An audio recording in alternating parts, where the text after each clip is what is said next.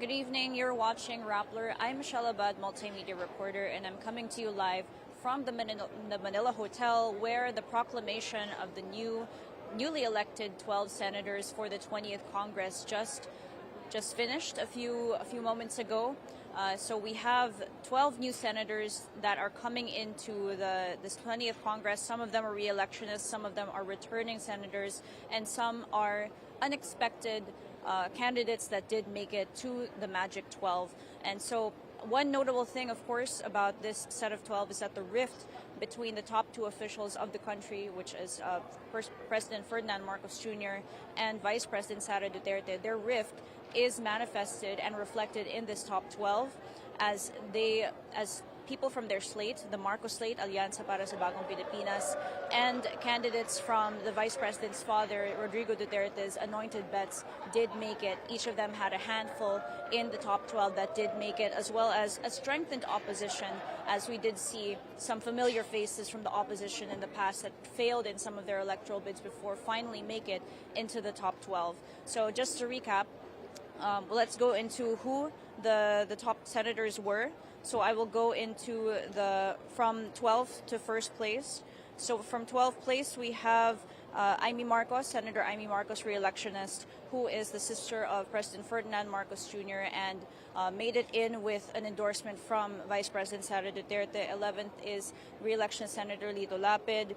Number 10 is newcomer Camille Villar, the newest member of the Villar clan to join the Senate. Next, 9th place is Pia Cayetano. Next is former Senate President Tito Soto, who made it as well. Number 7th comes Panfilo Lacson, who did have a attempted run for president last 2022. And then we have Rodante Marcoleta, an INC-backed candidate that did make it into the Senate this time. Former Senator Kiko Pangilinan, who ran for the vice presidency in 2022, has made it to the top 12. Next, we also have 4th place Erwin Tulfo, one of the Tulfo brothers who have been known for their unique brand of justice, has made it as well. Number 3, Senator Ronald Bato de la Rosa, who has been successful in his re-election bid. Number 2 is former Senator Bam Aquino, who, along with Pangilinan, was not initially expected to make it into the top 12 based on surveys. And of course, number 1, Senator Bongo, who has been successful in his re-electionist bid and is the longtime aide of President Duterte. Now, I mentioned earlier that the top 12 is reflected of the Marcos Duterte rift, and I'm just going to tell you who belongs to which side, just so that we're clear on that. And also, we have the Duterte bets. Of course, there's Bongo, De La Rosa, and Marcoleta. Those three were in the original list of 12 that Duterte endorsed for his Senate slate. For Alianza para sa Bagong Pilipinas, we have 5. So that's Erwin Tulfo, Panfilo Lacson, Tito Soto, Pia Cayetano, and Lito Lapid. And then we have this group of 4. Of course, we have Kiko Pangilinan and Bam Aquino, who have always tried to brand themselves as the genuine opposition, or rather, sometimes they have been veering away from that label as well. So there's some confusion as well with whether they want to identify as the opposition. But in the court of public opinion, there is that label on them that perhaps they are the true opposition. And then we also have Camille Villar and Amy Marcos, who were originally in the Alianza slate, but sometimes the two of them have been either playing both sides or have been associated with both sides. So it's there is some confusion there for the public, but both of them have tried to play both sides, and so it's difficult to categorize them into either party. So all of the senators were present here in Manila Hotel, except for Kiko Pangilinan, who is in the United States for the graduation of his daughter Frankie. And so, in general, we also got to have chance interviews with most of the senators. And of course, one of the elephants in the room here is that the next Congress likely will be able to determine the fate of Vice President Sara Duterte, who has been impeached by the House of Representatives. And they say that the next set of lawmakers might be the ones to decide her fate. And so Of course, when some of them went and faced the media, all of them refrained from making statements about how they would vote in the impeachment, and most of them said that they would depend on evidence and we will judge based on the evidence presented. Even if they are known allies of the Duterte clan, they refrained from taking a side right then and there. And so that is the general note that I can give you from the ambush interviews that we had with them. And so I will also give you some notes that we found notable from the ambush interviews that we did do, and I wasn't able to take notes on all of them, but just for the reference of our viewers here, we will be reporting on those. But for example, we did talk to Camille Villar, newly elected Senator Camille Villar, and when she was speaking on stage, she was quite emotional. It was an emotional affair for her, and she was just overwhelmed with gratitude for everyone who supported her campaign. Of course, another elephant in the room for newly elected Senator-elect Camille Villar was the issue on prime water, which her family owns, which has been a very big election issue, especially in certain provinces where prime water is the water concessionaire and the water provider for these areas where residents have been reporting poor service. So she was asked earlier by the reporters if she would be open if the Senate opens an investigation into prime water. She said that she would be open to, if that is what the people want, then so be it. That was the messaging that she gave. Another speech from returning a re-election Senator Pia Cayetano. She seemed very at home. She seemed like it was such a familiar space for her. She said that she was ready to debate, to discuss, to argue with her colleagues in the Senate, and carry on with her champion causes such as youth education, women, children. She said that she was ready to continue fighting for those causes. Tito Soto, who was the Senate president under former President Rodrigo Duterte, he is actually serving his 5th term this time.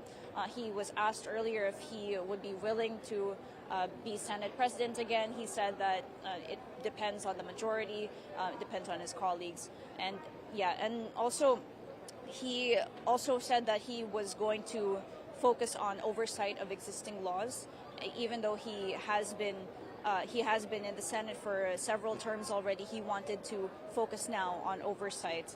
Next, we also have Senator-elect Marcoleta, who was to remind our audiences, he was instrumental in the shutdown of media giant ABS-CBN, and he is also a known ally of the Dutertes, but he still refrained from saying that it would be an easy decision to acquit Duterte in the impeachment. But he also said that mali yung proseso. He was still able to say what he thought about the impeachment, even without categorically saying that which way he would vote.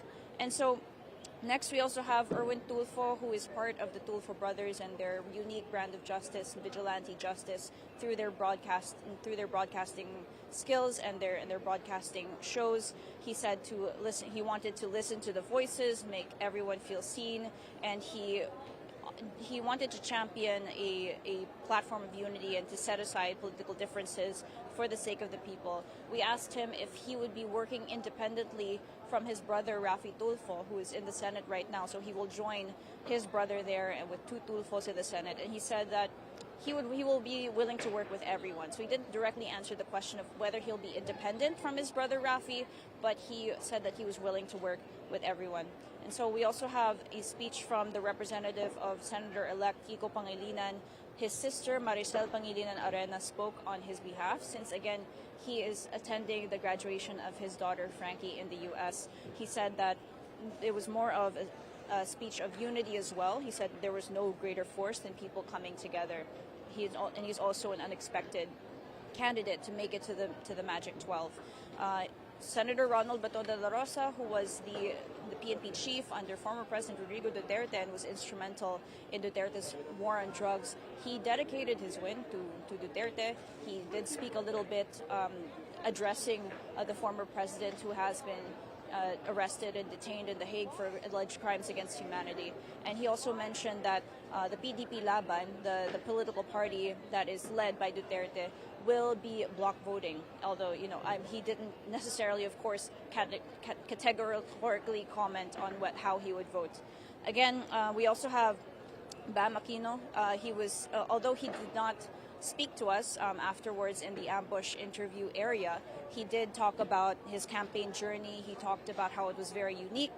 Sabi niya, nakakaiba ang experience niya in the campaign, that the way that he started his campaign, when you looked at the surveys, napakalayo daw niya sa simula, not in the top 12 or even in the top 20.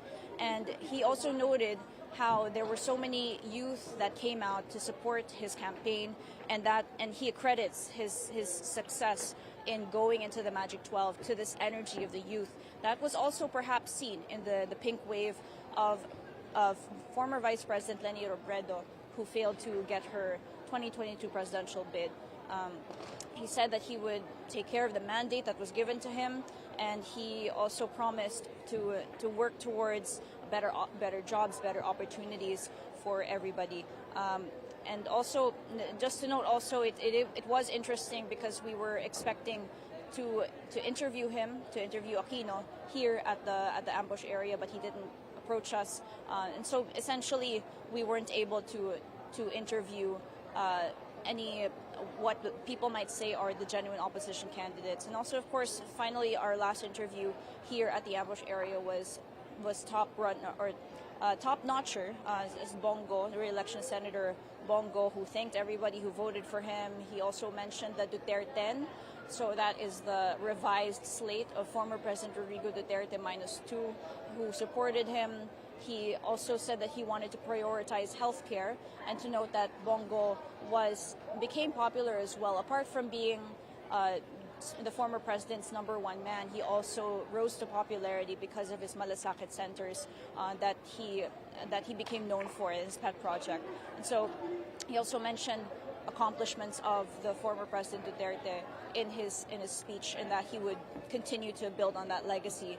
He also said that he was focused on making youth programs and making sure that they were in productive programs, such as in sports, rather than in drugs. So those are some highlights that I wanted to show you from the chance interviews that we had with some of the new senators-elect. And maybe just to also note here a little bit on the conduct of the election, since it was the Commission on Elections sitting as the National Board of Canvassers that proclaimed them here today at the Manila Hotel.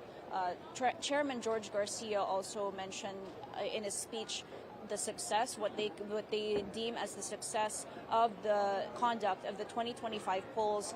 And he did note some of the numbers here as well, such as the highest turnout for a midterm election, which was at 82.2%, which translates to 57.34 million out of the 68.43 million registered voters who came out to vote on Election Day in May 12.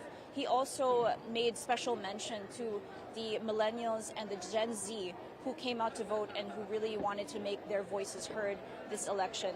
And he also reported that there were no failure of elections anywhere recorded. And although he did mention that there were some vote buying reports that still plagued the election conduct. So again, this has been a recap of the new senators who have been newly proclaimed here for the 20th Congress.